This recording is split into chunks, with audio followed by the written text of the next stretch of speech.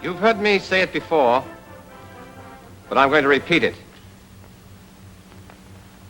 American riflemen are the best riflemen in the world because the training they get is the best in the world. You've begun that training with the sighting and aiming exercises, and you're ready now to go on to the next step.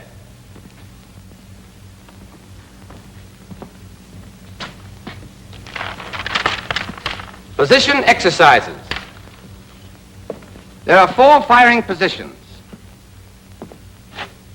prone, sitting, kneeling, and the standing or offhand position. You know, any old-timer can walk down the firing line and come pretty close to picking out the men who'll do the best shooting. There's nothing mysterious about it. He simply spots the men who've taken the best positions. Good positions mean good scores. Poor positions mean poor scores. It's as easy as that. But here's the thing to remember. We're not teaching you these positions so that you can riddle off a string of bullseyes on the target range. We're teaching you to kill your enemy before he can kill you. If you're going to survive on the battlefield, you've got to be able to shoot fast and straight from any position.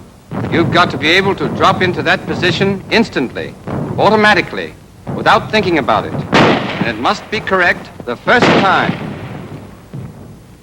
Take a good look at these positions. They look easy. But you're not going to find these positions easy at first because they make you use muscles you never knew you had. But don't worry about that. We'll harden up those muscles. Your work in the position exercises also covers the use of the sling, holding your breath while aiming and aiming. We'll take up the sling first. Anyone here know the reason for the sling on the rifle? Carried with, sir? That's right. Any other reason? Peterson? Yes, sir. It's a big help in steadying the rifle. Check. That's the answer. Now let's see how we go about getting the effects of it. There are 2 ways to use the rifle sling. The first, like this, is called the loop sling. The other, called the hasty sling, is rarely used except in the standing position. And we'll show you how to adjust it when we come to that position. The loop sling is used in all other positions. Here's how to adjust it. Place the rifle butt on the right thigh and cradle it in the curve of your right arm so that you've got both hands free to adjust the sling. Unfasten the lower hook and refasten it near the butt swivel. This loosens the lower loop. Unfasten the upper hook and refasten it so that the upper loop hangs down to about the pistol grip. But it may need further adjustment. The correct place for the upper hook depends on the man. You'll get your fit by trying it out. After your instructor is satisfied you have the right pair of holes, mark them so that you'll find them at a glance. Twist the sling 1/2 turn to the left and insert the left hand through the upper loop from right to left. Slide the loop well up your left arm. Leave the loose end free and use both hands to work the upper hook and the first keeper down close against your arm. Then pull down the second keeper against the upper hook. This locks the upper loop in place against your arm and keeps it from slipping. You can't shoot with a loose loop sliding down your arm. Once the loop is correctly adjusted, move your left hand over the top of the sling and place it under the rifle against the upper sling swivel. The rifle must rest in the V between your thumb and forefinger and on the heel of your hand. Wrist straight, fingers relaxed. The sling must lie smoothly along your hand and wrist. If it doesn't, you've done something wrong. This is the way you hold the rifle. Now let's go over the loop sling adjustment once more. Place the butt on your right thigh, cradle the rifle in your right arm, unfasten the lower hook, refasten it near the butt swivel,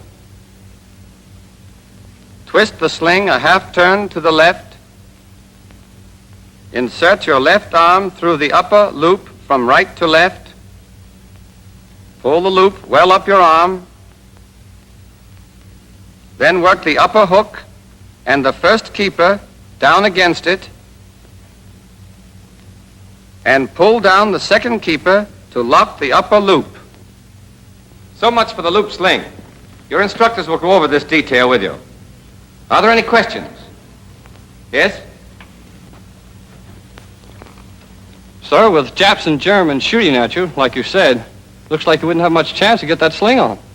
Keep thinking like that, and you'll live to tell your grandchildren about it. You're right, of course. Use the sling whenever you have time to use it, because it gives you greater steadiness. After you've learned sling adjustment, you're ready to start work on positions. Let's take a look at the prone position first. In the prone position, the rifleman lies flat on his belly with his legs stretched out comfortably. His inside ankle bones are on the ground, or as near it as he can get them without strain. His spine is straight. His body makes an angle of 30 degrees or less with the line of aim. The amount of the angle depending on the rifleman's build. When you're trying out these positions, your instructors and coaches will help you to find the angle that suits you best. Thereafter, it's up to you to practice the position until you can drop into it without thinking about it. The sergeant here is well behind his rifle. His weight is relaxed forward against the sling. Thus his body takes up the recoil and he is not jolted out of position each time he fires. Look at his left hand and arm. The rifle rests on the heel of the hand in the V between the thumb and the first finger. His left wrist is straight. His fingers are relaxed. His left elbow is under the piece. It's vertical. I can press down hard on this rifle, and it'll give a little, then come right back to its proper position. But when the elbow is not under the piece, the least pressure will make the rifle sag way off to the side, because muscle instead of bone supports it. A muscle gets tired, a bone doesn't. So remember, elbow under the piece. Now look at his right arm and hand. His right elbow is a little forward of his right shoulder. His right upper arm makes an angle of about 45 degrees with the ground. His shoulders are about level. The rifle fits into the hollow of his right shoulder. That's important. Raise your left hand and feel that hollow in your shoulder. Curl your shoulder forward, and the hollow is still more pronounced. Now look at Sergeant Higgins. See how snugly his rifle fits into that hollow? I don't want to see anybody in this company trying to shoot with a rifle on the point of the shoulder here. All that will get you is a sore shoulder. And that means flinching. And flinching means poor shooting. Grasp the small of the rifle stock firmly with your right hand. And get this. Put your thumb across the stock or on top of the stock, never alongside the stock. With your thumb in the right position, you've got a firm purchase for your trigger squeeze and a good support for your cheek. The finger goes inside the trigger guard against the trigger, and the finger is clear of the stock. You can use any part of your finger from the tip to the second joint to squeeze the trigger. What seems natural and comfortable to you will probably give you the steadiest squeeze, and for that reason is the best. Press your cheek firmly against the stock and on your thumb. Let your neck muscles relax and hold your head so that you're looking not out of the corners of your eyes, but straight ahead with your eyes level. That's the correct prone position. It varies a little with each man depending upon his build, but there isn't much difference. You'll soon discover the exact position that suits you. From there on, it's a matter of practice. You will have targets to aim at in all of your exercises.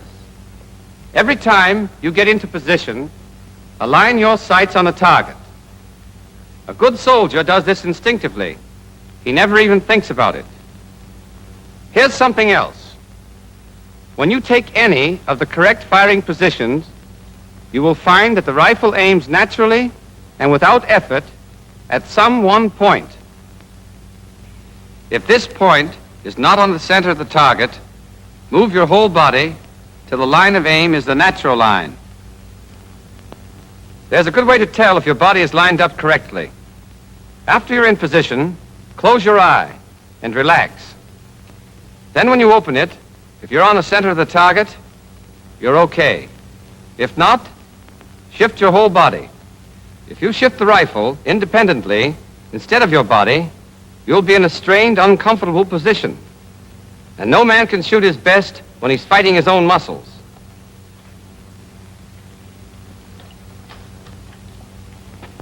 These men are demonstrating some of the things not to do, but they are common errors. Let's take a look at this first man.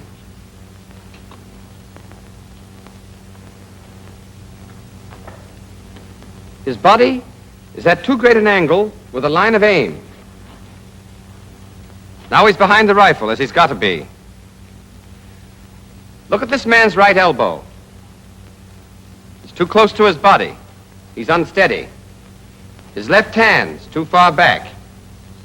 And he's got his thumb alongside the stock. Now he'll assume the correct position.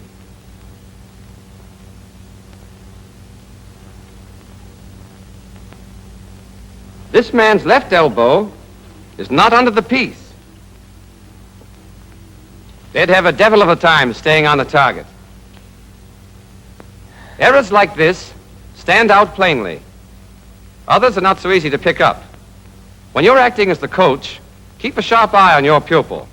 When he's wrong, show him where he's wrong and why. Then make him take the correct position so the point will be burned into his mind. Don't forget, when you take the prone position correctly, the muzzle will automatically drop back on the target after each shot. This saves time, and in battle, a few seconds are enough to settle the argument between you and that guy on the other side. Now, the sandbag rest position is just like the prone position, except that a sandbag is used to support the left forearm, wrist, and hand. The pupil takes the correct prone position and aims at his target. The coach then manipulates the sandbag until it is slightly higher than the back of the pupil's left hand. The coach punches the sandbag with his hand until he gets a perfect fit. This is the coach's job. The pupil can't do it for himself.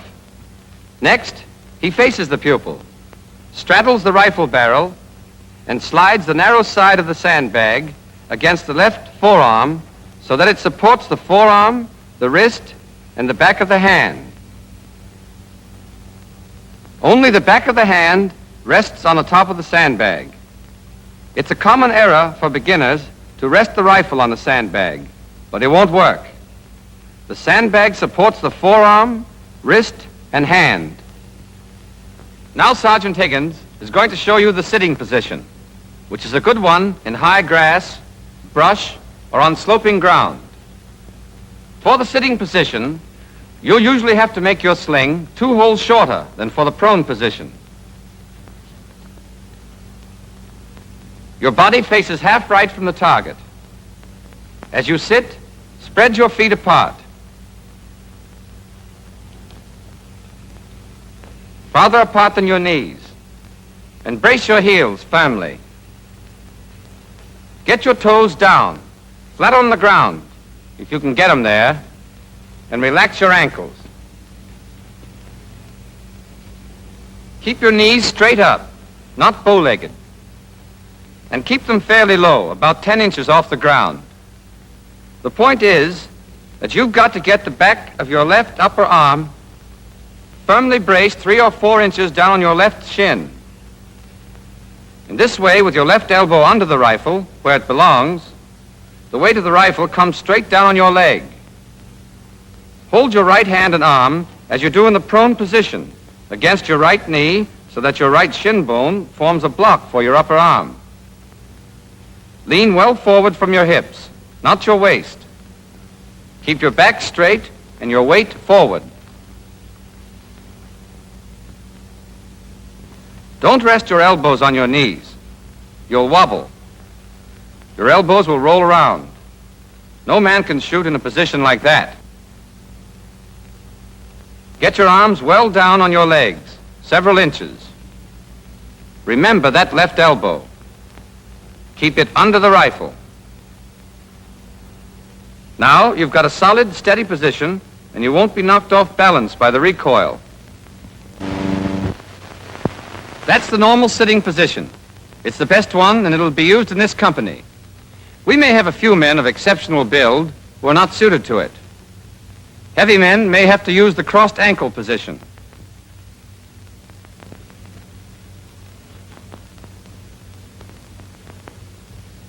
And men with exceptionally long legs may have to take the crossed leg position.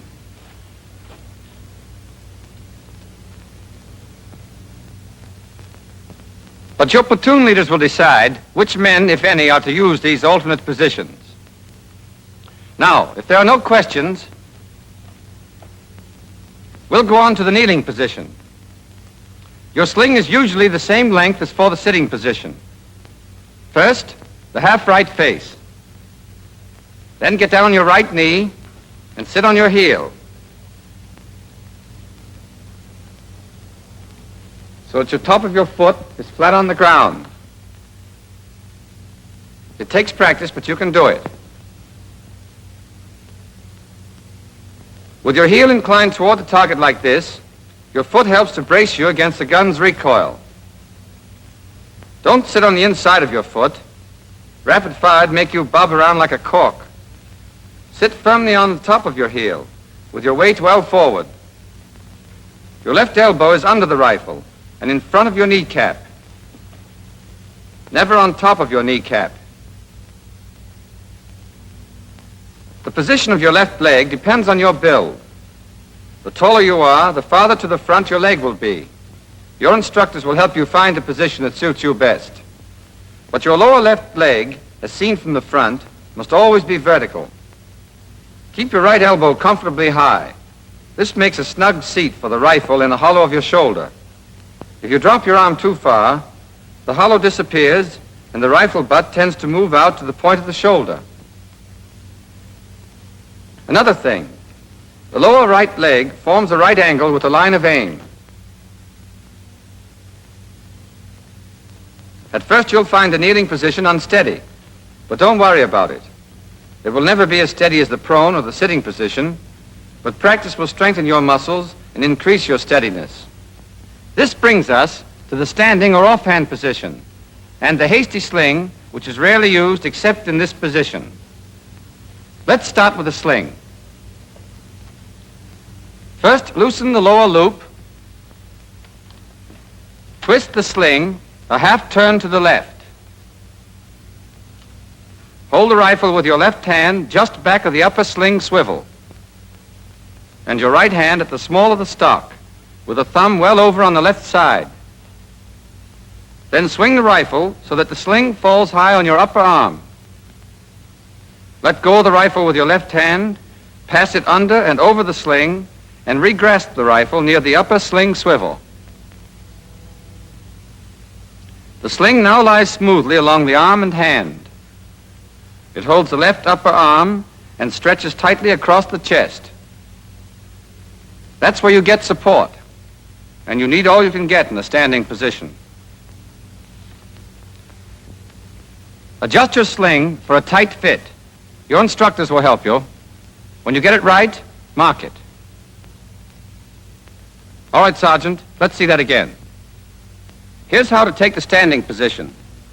Face right until you're almost at a right angle to the line of aim. Place your feet about 1.5 feet apart. Keep your body erect and well balanced. As you raise your rifle to firing position, fit the butt into the hollow of your shoulder, but higher than in the other position. High enough so that part of it can be seen above your shoulder from the rear.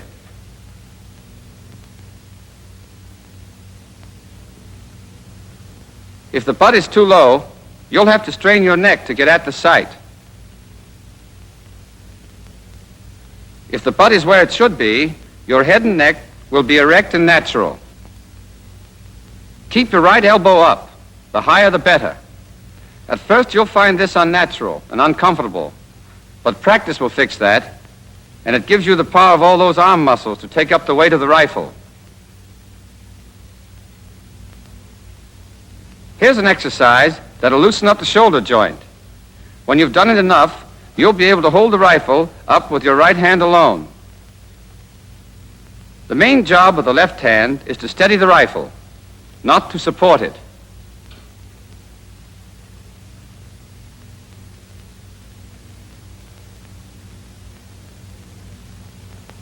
Keep your left elbow well under the rifle,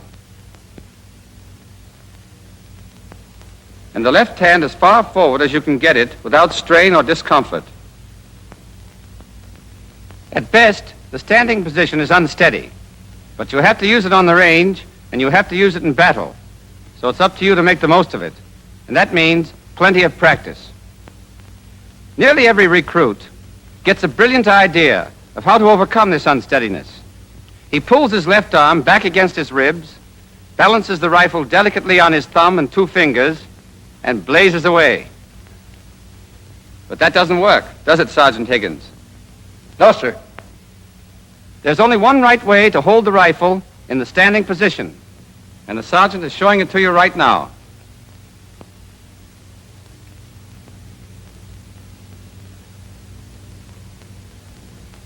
Thank you, Sergeant Higgins. Now you know the positions. I've given them to you one after another to let you compare them. See where they're different and where they're the same. All except the standing position have these points in common. Always hold the rifle at the small of the stock with your right thumb on top of or across the stock, but never along the side. Always keep your left hand against the upper sling swivel, with the rifle in the crotch formed by the thumb and the first finger. Wrist straight, fingers relaxed. Always have your left elbow under your rifle, and always squeeze the trigger with whatever part of your forefinger between the tip and the second joint feels firmest and most comfortable. Always press your cheek firmly against the stock, and hold the butt of the gun in the hollow of the shoulder. In the standing position only, your left hand need not be against the upper sling swivel. Put it as far forward as you can comfortably. And your left elbow doesn't have to be directly under the rifle. Make these habits automatic, and they'll save you time and help you get a well-aimed shot off in a hurry. In these position exercises, of course, you don't squeeze a trigger. That comes later. But as soon as you're in any of the firing positions, you must hold your breath and aim. You do this in dry shooting, and you do it in actual firing. We'll show you the right way to hold your breath and still be comfortable. Take an ordinary breath, then let a little out. Then hold the rest of that breath while you aim and fire. To keep the air in your lungs during aiming, close your throat by swallowing. But don't hold your breath too long. If you do, your muscles will get tense, and your eyes will blur, and you'll get wobbly. When this happens, relax for a moment and start over again. But don't think you can practically hold your breath. You either hold it or you don't. And while you're aiming and squeezing the trigger, you've got to hold your breath. Whenever you practice any of these position exercises, always check your position carefully. Close your eyes and then open them and see if you're on the center of the target. You must always have a target. Then hold your breath and aim. When you're coach, check your pupil carefully for all these points. Helps them. And it helps you, too. You learn from your pupil's mistakes. You know, it's a soldier's skill that brings him through a battle alive.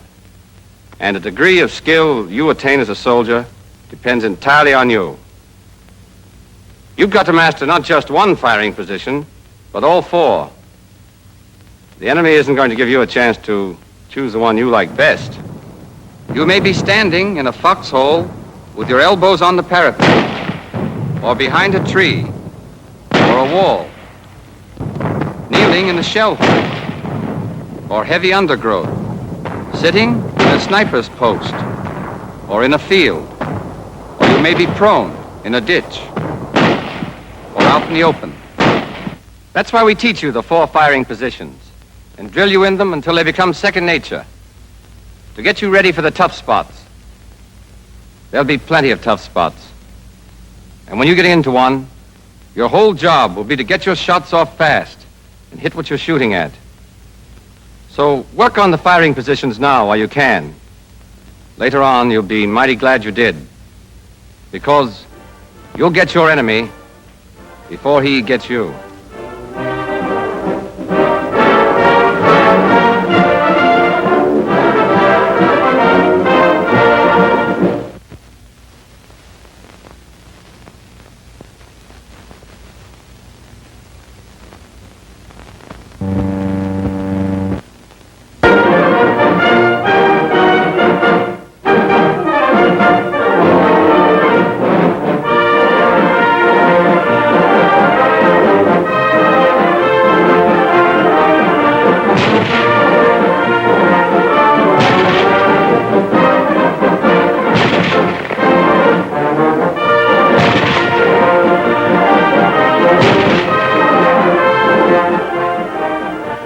In our work so far, we've learned what the correct sight picture is and how to get that picture into the sights of the rifle and hold it, whether you're prone, sitting, kneeling, or standing. Today, we take up the most important thing in rifle marksmanship, the trigger squeeze.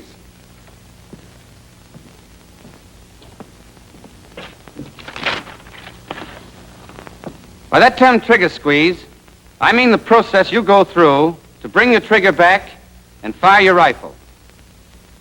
You know, when I was learning to shoot the rifle, my coach was an old sergeant who had fought in everything from Santiago to the Argonne. When we got to trigger squeeze, he told me something that has stayed with me ever since.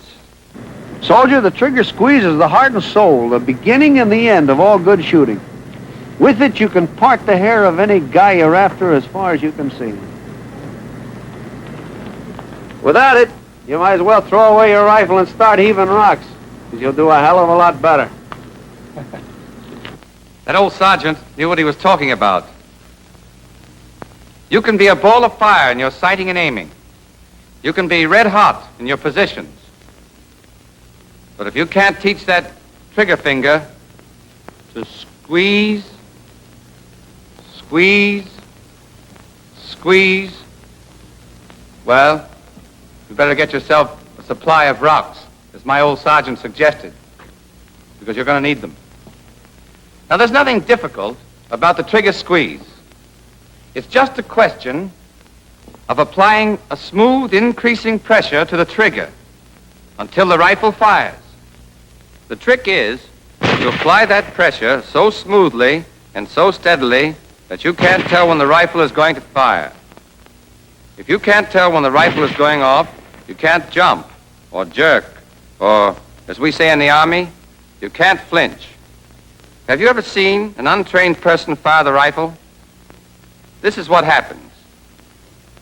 He gets all set, gets into position, draws what he thinks is a fine bead on the target, and then closes both eyes and yanks the trigger. And he wonders why he never hits the target. Remember this. It's instinctive, natural, for every one of us to close both eyes and tighten up when we fire a rifle, if we know when that rifle's going off. But when you do that, you spoil your aim. You not only miss the bullseye, but you may miss the whole target. Now, there's only one way to beat nature on this proposition, and that is to squeeze the trigger so smoothly and to increase the pressure so steadily that you don't know when the rifle's going off.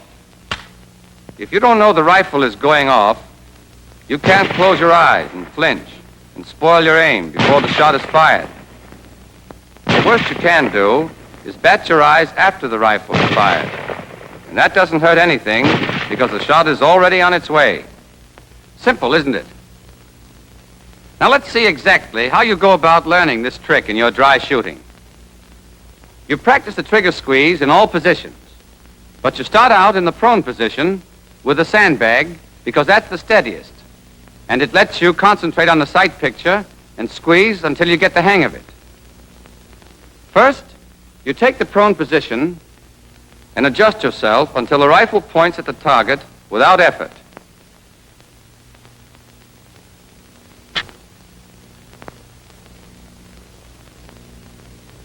Then the coach fits the sandbag.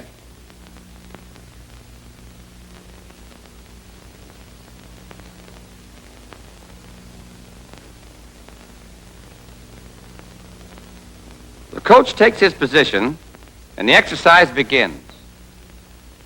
Cock your rifle, hold your breath and aim. When you get the correct sight picture, take up the slack. By trigger slack, we mean the play between the trigger's forward point and the point where you first feel resistance. Take it up decisively. While you're taking up the slack, you're starting your trigger squeeze. It's all one action of your finger, working by itself, independent of the rest of your hand. You press smoothly, straight to the rear, and you increase the pressure steadily from start to finish. Your rifle has a fixed pull, say about 4 pounds.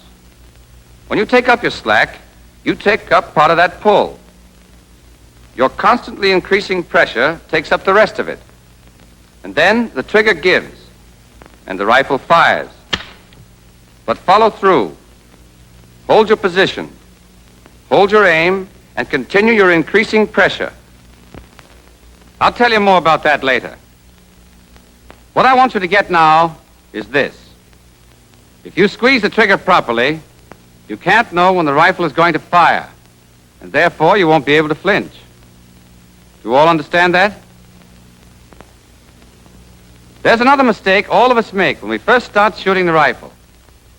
Practically everyone has a violent impulse to yank the trigger the instant the sights come in correct alignment with a target.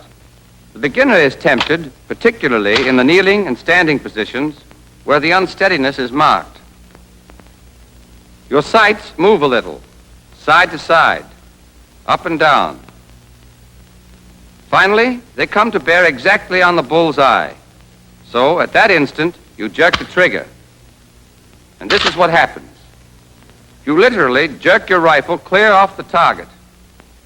You may not see it, because both of your eyes will probably be shut tight and your muscles taut and braced for the shock. But whether you see it or not, the result is the same. A wild shot.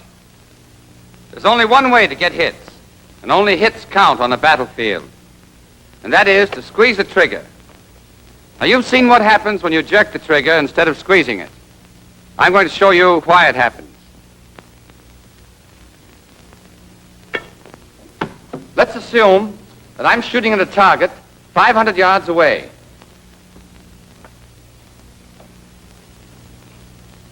I've got my sights lined up on the left edge of the bullseye. Since the range is 500, I would be using a B target with a 20-inch bullseye. If I fired now, I'd hit the left edge of the black. Now I'm going to move the rifle 20 inches to the right. And let's assume that I've moved the butt and the muzzle exactly the same distance. In other words, my line of aim now is exactly parallel to my line of aim before I moved the rifle. If I'd fired then, I would have creased the left edge of the bull. Who can tell me where I'd hit if I fire now? William? It'd crease the right edge of the bull, sir. Right. Do you all understand that? I can move this rifle back and forth 20 inches. And if I fired it anywhere within that space, I'd still get a bullseye as long as I kept my lines of aim parallel. I move the rifle 10 inches to the left again, still keeping my parallel line of aim. If I fired it now, I'd hit the bullseye dead center. But now watch this. I'm going to keep the butt in place and move the muzzle of the rifle just 1 inch. The butt stays the same as it is. I've moved the muzzle only 1 inch. If I fired now, where would it hit? Norton? It would go off to one side, sir. I don't know just where it would hit. Neither do I know just where it would hit. But I can tell you this. It would miss the center of the bullseye by about 35 feet. Get that, 35 feet. The point is, when you jerk the trigger, you twist the rifle off the line of aim. When your sights are on the target, you can move your whole rifle from side to side, the width of the bullseye, and still hit it, if the rifle always stays parallel to the line of aim. But if the butt of the rifle remains stationary and you jerk the muzzle off to one side as much as an inch, your bullet will miss the target by about 15 feet at 200 yards, by 21 feet at 300 yards, or by 35 feet at 500 yards. A half-inch movement of the muzzle means a miss by 17 or 18 feet at 500 yards. A quarter-inch movement will cause a miss by 8 or 9 feet. And even a movement as small as a 16th of an inch may make you miss the bullseye.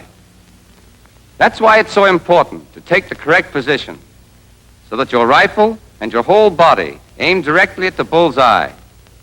Then, when you squeeze the trigger so smoothly that you don't know when the rifle's going off, the strike of your bullets will be changed only by the natural parallel movements of your body, and your shots will be good.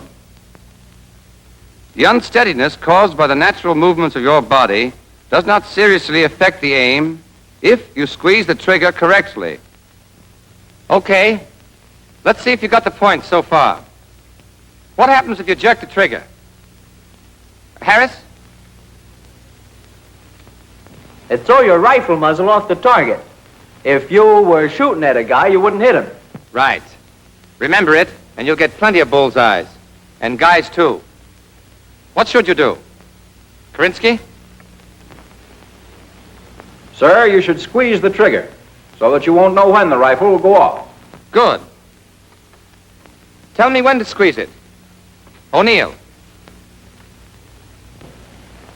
You take your position, you hold your breath, you aim, you take up your slack, and then you pull the trigger.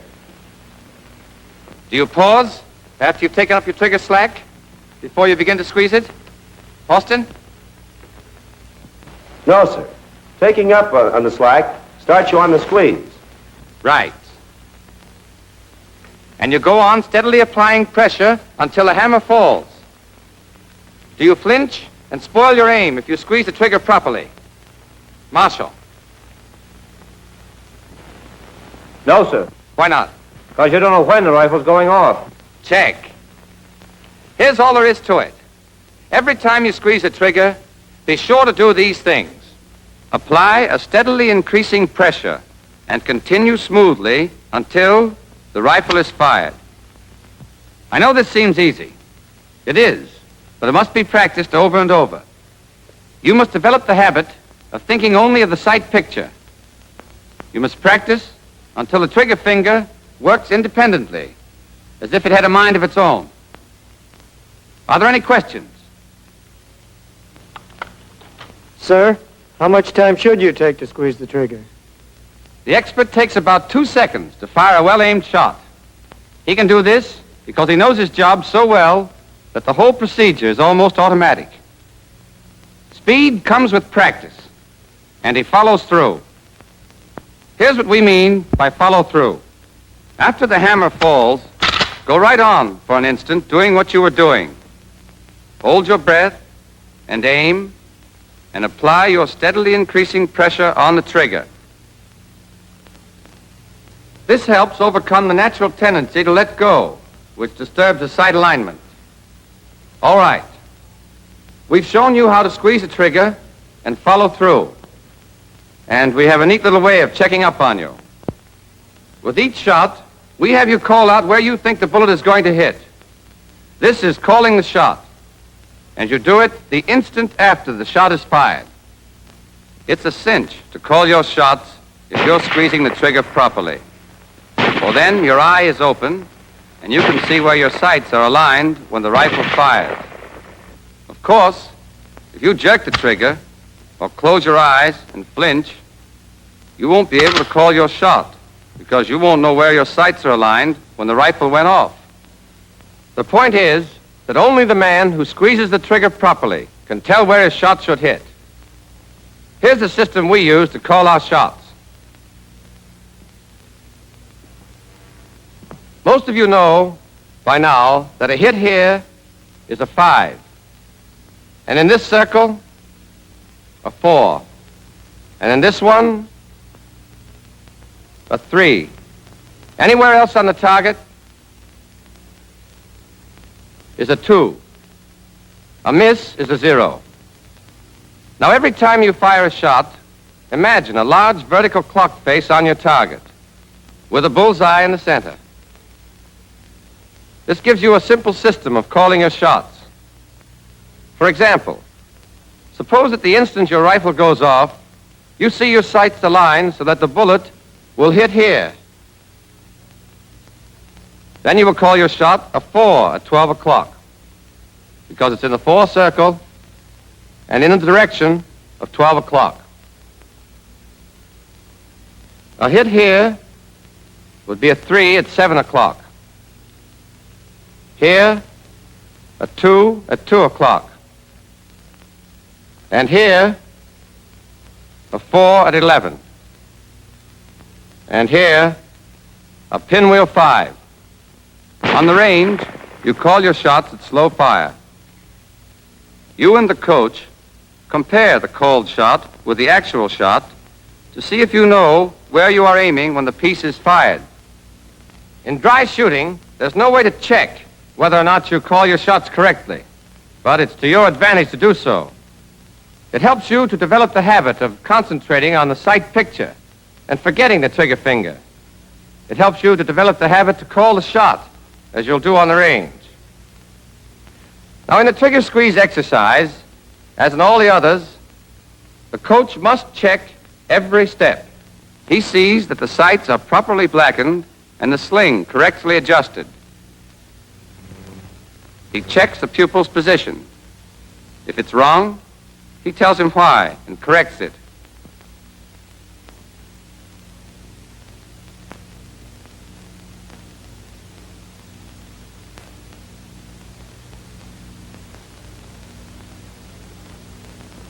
He keeps an eye on the pupil's back during aiming to make sure he holds his breath properly.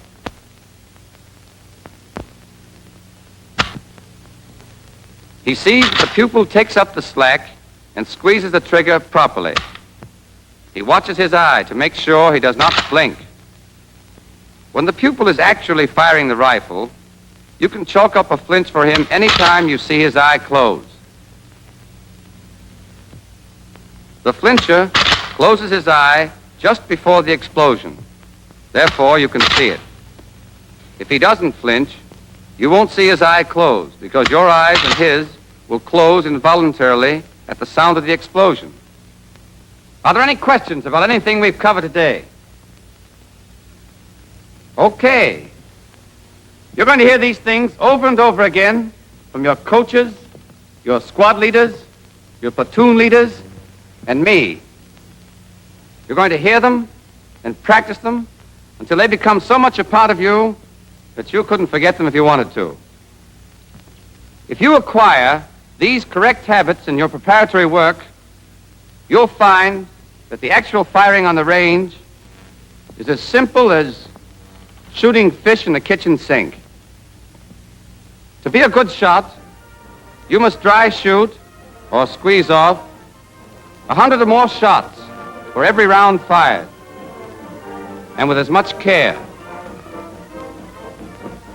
Remember, skill in squeezing the trigger correctly is the best life insurance you can get.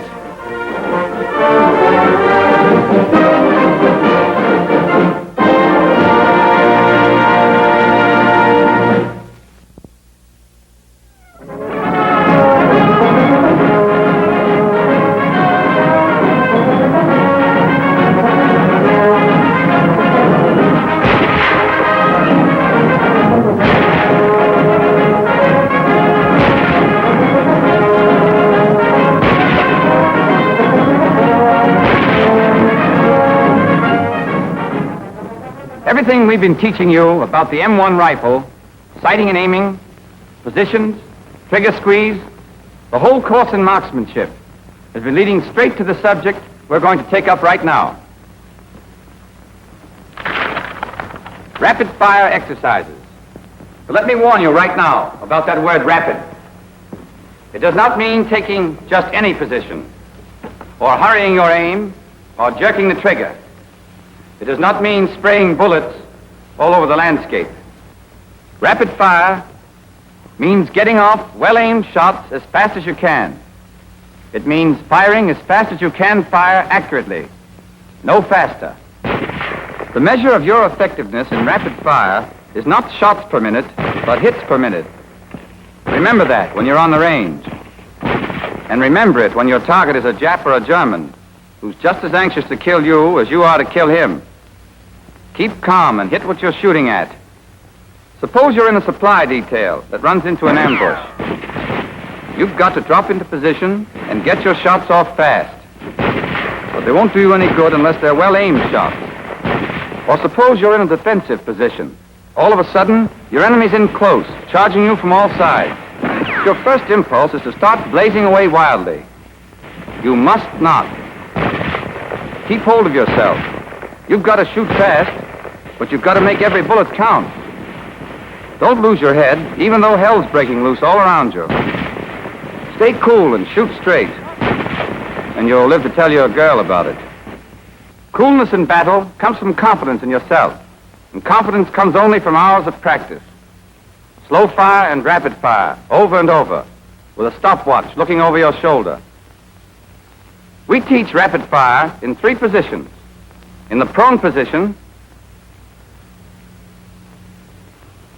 and in the sitting position, which are the best, and the kneeling position. The kneeling position is none too steady, but there are times when it comes in handy, and you'd better be ready for just about anything. We don't teach rapid fire in the standing position, however. It's not worth it. In the standing position, you're not properly balanced for accurate aiming at high speed. The first thing you've got to learn in rapid fire exercises is getting into the right firing position in a hurry. you're allowed to choose the position you're going to take and to mark it. For the prone position, drop to the ground, get set, and line up your sights on the target.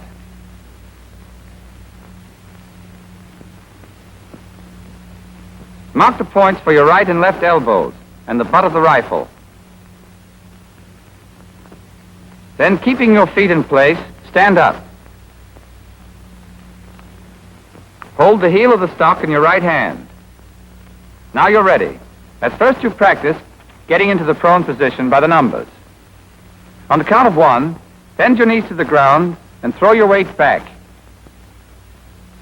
On 2, place the butt of your rifle on the ground at the spot you marked for it. At 3, place your left elbow on its mark. At 4, take the butt of the rifle off the ground and fit it into the hollow of your shoulder. At 5, return your right hand to the small of the stock and drop your right elbow to the ground on the spot marked for it. Now immediately line up your sights on the target. Hold your breath, aim, take up the trigger slack and squeeze off the shot. Now if your position is right, your rifle will naturally fall back on the target after each shot, and you can fire a whole clip with only slight pauses between to get your sights in perfect alignment. At first, you'll practice by the numbers, so that your coach and instructors can check the accuracy of each position and movement. Take it by the numbers once more, Sergeant. Yes, sir. Ready position. 1, 2, 3, 4, 5. Once you've learned it by the numbers, you'll practice against time so that you can check your progress, see how you're going. We start you slowly and speed you up gradually until you can take your position, aim, and get off your first shot in 9 seconds. Here's how it goes in dry shooting. Watch how smoothly the 5 steps flow together into one continuous motion. Go ahead, Sergeant. Lock. Simulate load. Ready on the right. Ready on the left. Ready on the firing line. Target. Up.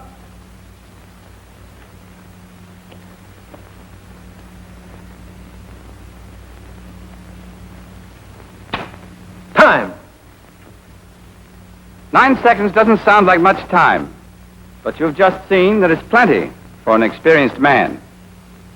It won't be long before you'll melt smoothly into your prone position with seconds to spare to squeeze off your first shot. Naturally, the faster you get into a good position, the more time you've got to aim and fire. So, slip into position, and then take your time to get an accurate aim and a careful squeeze on that trigger.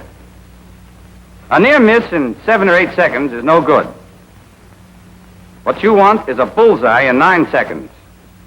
Try to get a smooth flow in every movement as you drop to the ground. Think of how it would look if every move were made very slowly. Target. Up. 1,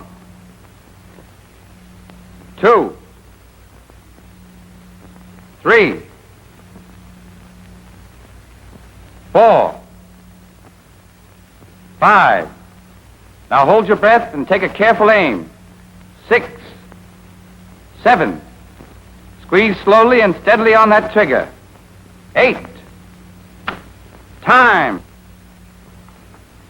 Every one of you can do it as easily as that if you remember this one point. Do it as fast as you can do it right. Never hurry your aim or your trigger squeeze. Now for the sitting position. First, take the correct position and try it out to be sure the rifle points naturally at the target.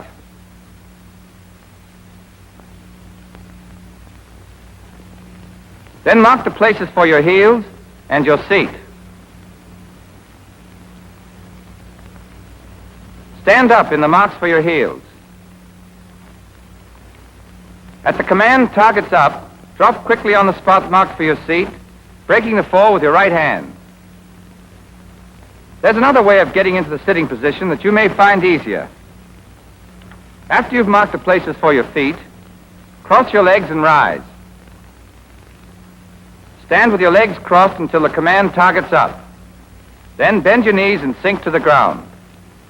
This is quicker than the other method, but it forces you to take your eyes off the target while you set your feet in the places marked for them. Otherwise, the action is the same. Place your left elbow. Hit the rifle butt into the hollow of your shoulder and complete your firing position. Hold your breath, aim, and squeeze off the shot. With practice, you'll be able to go from the ready to the sitting position and get off your first aimed shot in 7 seconds. Sergeant, let's see that against time. Lock. Simulate load. Ready on the right. Ready on the left. Ready on the firing line. Targets. Up.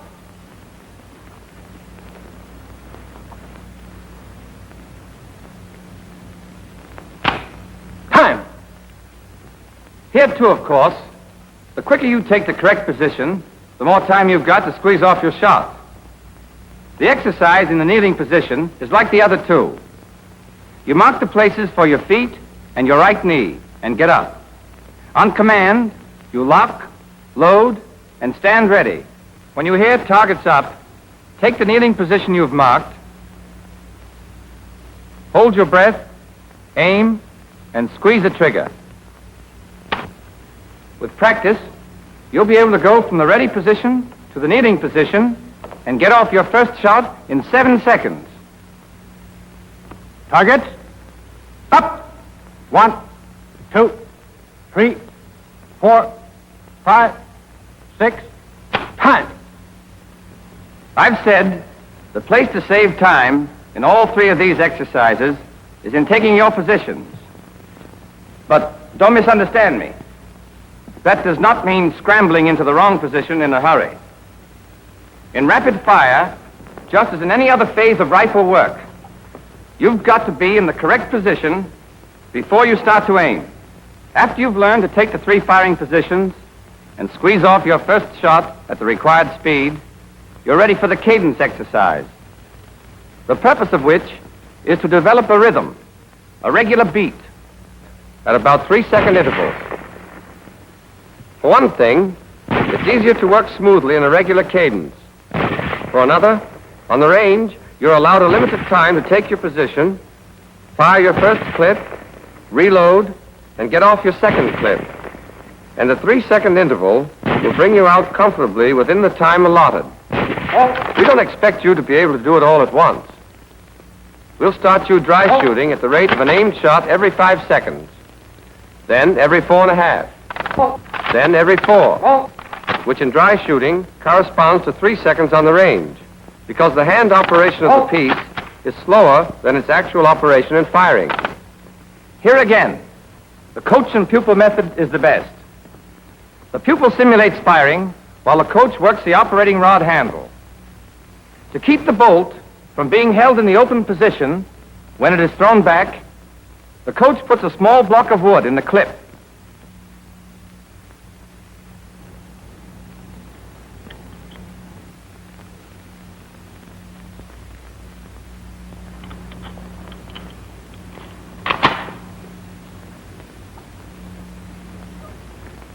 There are several other ways to get the same result.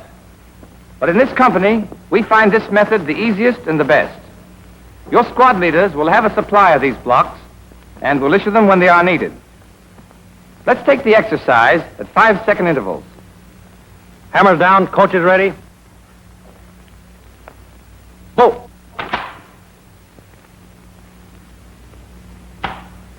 Bolt. Bolt. Bolt.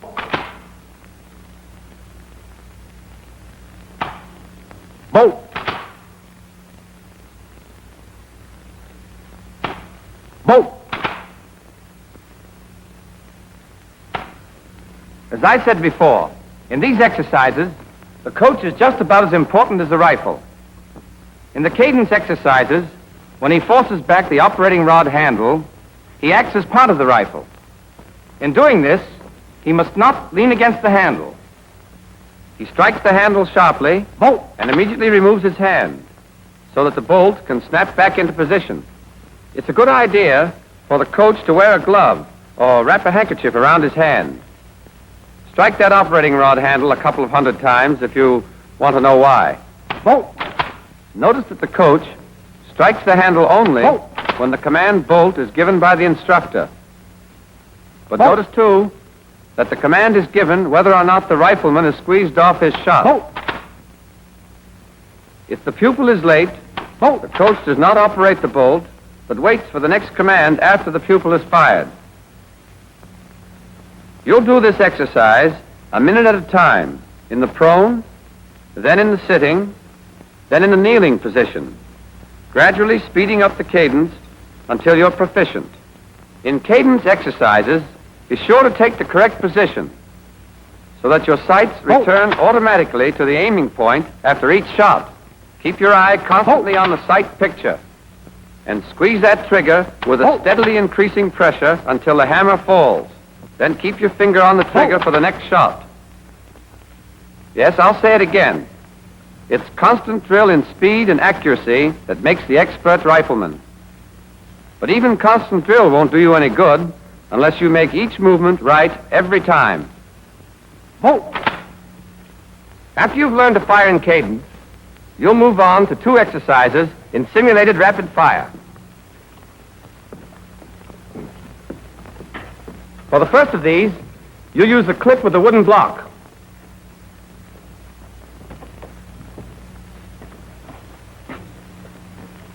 On the command targets up, you'll go from standing to the prone position and squeeze off your first shot in 9 seconds. Then you'll get off each of the next 7 rounds of your first clip at 4-second intervals.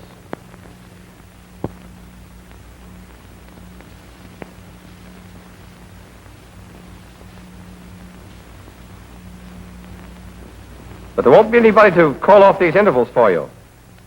Your cadence exercise will have taught you the rhythm.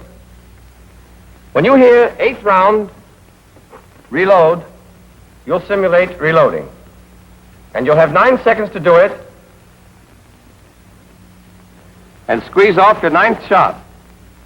Once again, 4 seconds each for the next 7 rounds.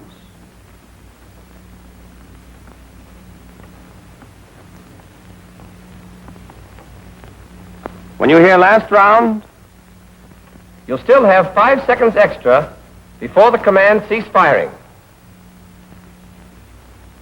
This exercise is done in a total of 79 seconds. All right, let's see how it goes. Lock. Simulate load. Ready on the right. Ready on the left. Ready on the fire line. Targets. Up.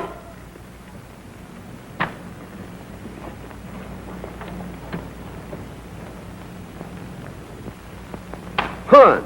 First round. The first shot should be fired in the first 9 seconds. You've got 4 seconds for each of the next 7 shots. 4. Ha. 6. 7. Your 8th shot should be off by the time you hear this. 8th round. Reload. Remember, you count your own shots. If you fired the 8th round before you hear reload, you don't have to wait. Reload immediately. 10. 7. 12. 13. If you keep your fire rhythmical and steady, you'll get off your last shot just as it's called. 15. 16. Last round. If you don't, you still have 5 more seconds to finish up without hurrying. Firing. That's your first exercise in simulated rapid fire. But before we go on, there are several things I want to point out. In all of your rapid-fire exercises, be sure to count your shots aloud, as you heard Private Oss do just now.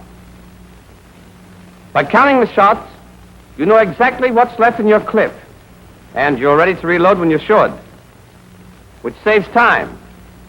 But there's another reason.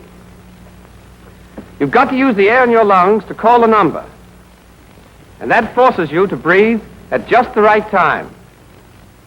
But don't get the idea that counting aloud is just a training exercise. You'll call the numbers out in battle, too. And your reasons for doing it will be the same, but a whole lot stronger. In combat, knowing when to reload will save more than time. Getting caught with one round in your rifle when the enemy is coming at you is as good a way as any to put an end to your career. When you're firing, keep your eye on the target all the time. Don't look away. If you squeeze your trigger properly, the recoil will jerk your head up a little, but it'll fall back with the rifle. And when you have to look away to reload, be sure you get back on the right target. On the range, the prettiest dead center 5 on the wrong target goes down on your score as a 0. And remember, the habits you're forming now are the ones you'll take with you into battle, where your target is hard to see and is easily lost. In dry runs, the command bolt is not given. The coach listens for the click of the hammer and strikes the operating rod handle back the second he hears it. When you simulate, or pretend, to load that second clip, don't hurry it. If you do, you'll only cheat yourself out of some valuable training. Don't do it as Private Oss is doing it now. That kind of exercise is worse than none because it creates bad habits. Go through your simulated reloading exactly as if you were handling a clip. A fumble in reloading, when you're firing for record, would knock your score into a cocked hat. That's your first exercise in simulated fire, and you'll practice it in the prone, sitting, and the kneeling positions.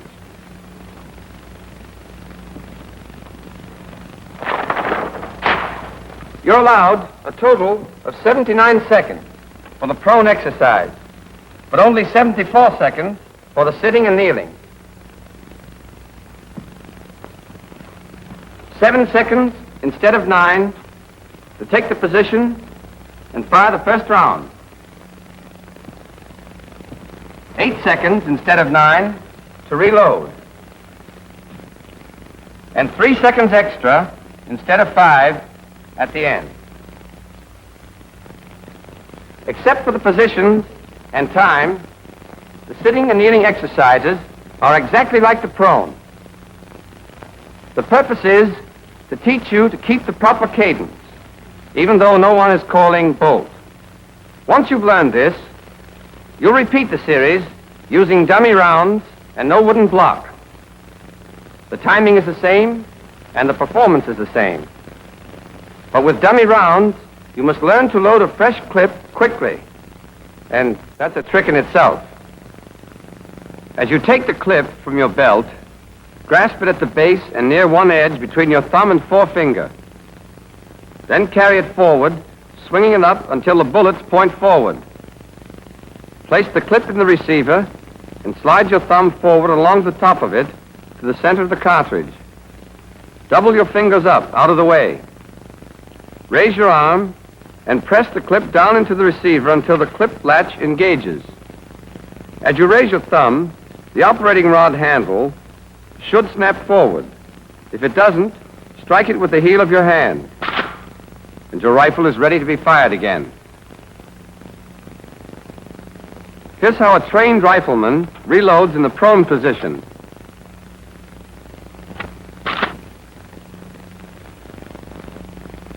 In the sitting position,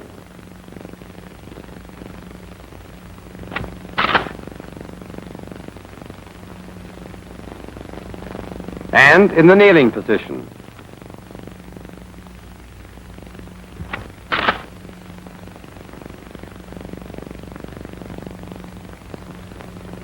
When you first do these exercises, you'll feel that 79 and 74 seconds are going to rush you. But there's plenty of time to get off those 16 shots. So don't try to beat the clock. That won't help you score. When you get on the range, you're scored on your hits.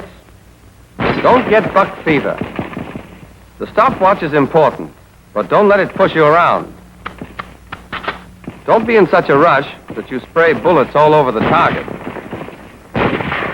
If you're going to shoot wild, you can get all your shots off in 30 seconds. But don't do it. When a recruit does, and then turns and finds an old-timer beside him, just loading his second clip, well, he feels like a fool. Take it easy. There's no time to pick daisies, but there's plenty of time to fire 16 shots and get 16 bullseyes. And remember, even 12 bulls are better than 16 threes. So don't get excited. Slow and careful. That's the rule that brings in the high scores on the range. And it's the rule that mows them down in battle. Up to now, we've been discussing the pupil and what he does. Now let's look at the coach. In rapid-fire exercises, he's got plenty to do, and not much time to do it in. In addition to his other duties you already know about, he makes sure the pupil takes his position quickly and without waste movement. That he takes up the trigger slack with one decisive action and squeezes the trigger correctly. 1, 2, 3, 4, That he breathes after each shot. 5, 6, That he keeps his finger on the trigger. 7, 8, And that when he reloads from the belt, he doesn't fumble.